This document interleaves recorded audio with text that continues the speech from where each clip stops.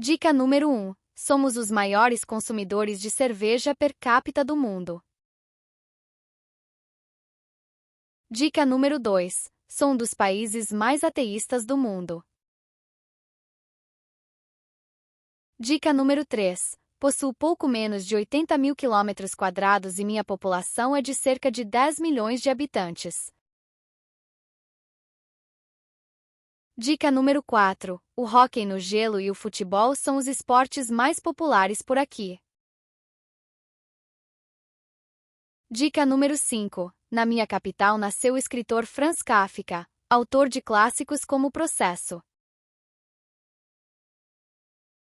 Dica número 6. A Boêmia é uma famosa região daqui.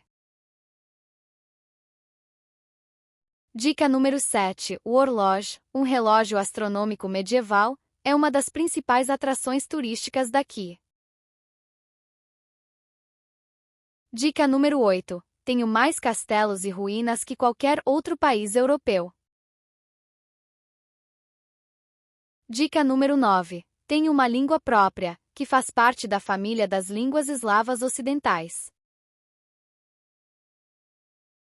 Dica número 10. Faço parte da União Europeia, mas a minha moeda não é o euro, mas a coroa. Dica número 11. Fiz parte do Império Austro-Húngaro até 1918.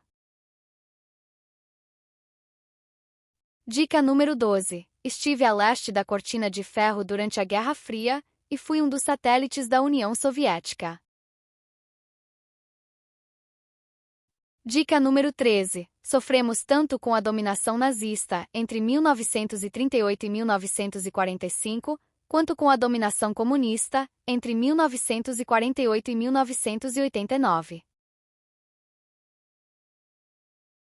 Dica número 14. Sou um país independente desde 1993. Dica número 15. Meu primeiro presidente foi Václav Havel, líder da Revolução de Veludo. Dica número 16. Uma das universidades mais antigas da Europa fica aqui, a Universidade Carolina, fundada em 1348. Dica número 17. Sou um dos 2 países que surgiram após a dissolução da Tchecoslováquia.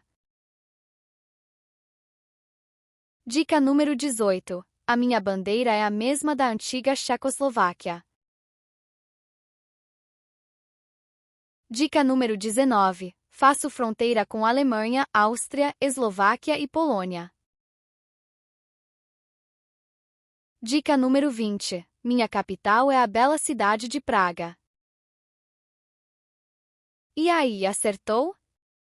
Parabéns para quem palpitou República Tcheca.